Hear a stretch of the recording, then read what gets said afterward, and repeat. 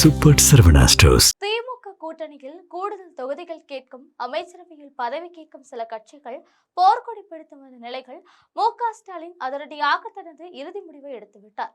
தான் எடுத்திருக்கும் தொகுதி பங்கீடு முடிவிலிருந்து எந்தவித மாற்றம் இல்லை என கட்சி மேலிடத்தில் தகவல் தெரிவித்திருக்கிறார். அந்த வகையில் கூட்டணி கட்சிகளுக்கு எந்தெந்த தொகுதிகள் ஒதுக்கப்பட்டு இருக்கின்றன என்ற பட்டியல் திமுக ஐடி விங் தரப்பிலிருந்து வெளியாகி இருக்கிறது. இது பற்றி ஜெம் தொலைக்காட்சி வழங்கும் சிறப்பு செய்தி தொகுப்பை இப்போது பார்க்கலாம்.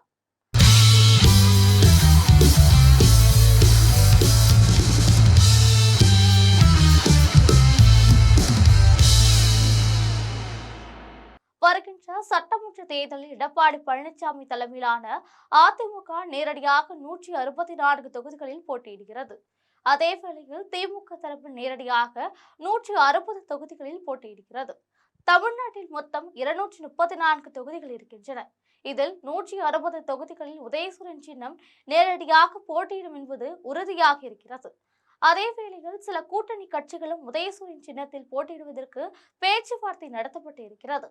அந்த வகையில் திமுக கூட்டணி தரப்பில் 176 தொகுதிகளில் உதயசூரியன் சின்னம் போட்டியிடுகிறது.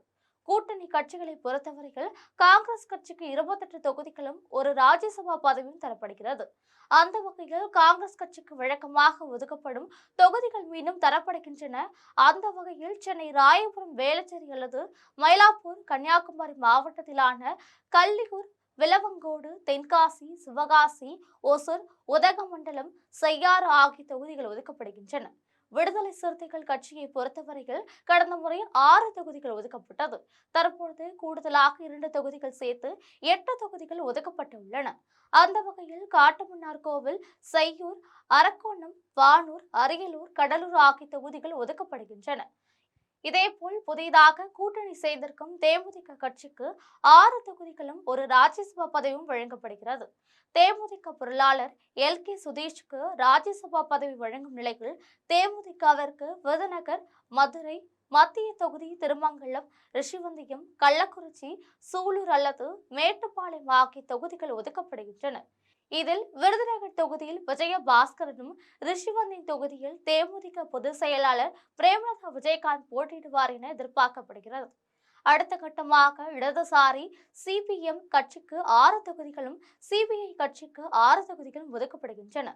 சிபிஎம் கட்சிக்கு கீழ்வேலூர், சென்னை திருவிக நகர், மதுரை தெற்கு மற்றும் திருப்பூர் வடக்கு ஆகிய தொகுதிகளும், சிபிஐ கட்சிக்கு திருத்துறைப்பூண்டி, கிருஷ்ணகிரி மற்றும் நாகப்பட்டினம் அல்லது திருவாரூர் மாவட்டத்தில் ஒரு தொகுதியும் ஒதுக்கப்படுகிறது. கமல்ஹாசனின் மக்கள் நீதி மய்யம் கட்சிக்கு 2 தொகுதிகள் ஒதுக்கப்படுகின்றன. அந்த வகையில் கடந்த முறை கமல்ஹாசன் போட்டியிட்டு மிக குறைந்த வாக்கு வித்தியாசத்தில் தோல்வியடைந்த கோவை தெற்கு தொகுதியும், சென்னையில் விருகம்பாக்கம் அல்லது மயிலாப்பூர் தொகுதியும் ஒதுக்கப்படுகிறது. பிற கட்சிகளுக்கு 2 இடங்கள் ஒதுக்கப்பட்டுள்ளன. முஸ்லிம் மக்கள் தொகை அதிகமுள்ள வாணியம்பாடி மற்றும் கடிகநல்லூர் தொகுதிகளுக்கு முஸ்லிம் லீக் கட்சிக்கு தரப்பட்டுள்ளன.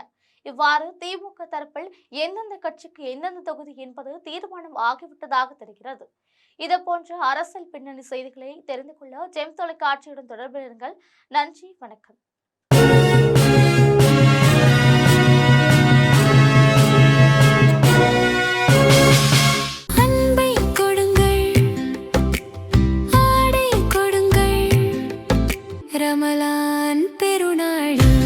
Super Saravana stores.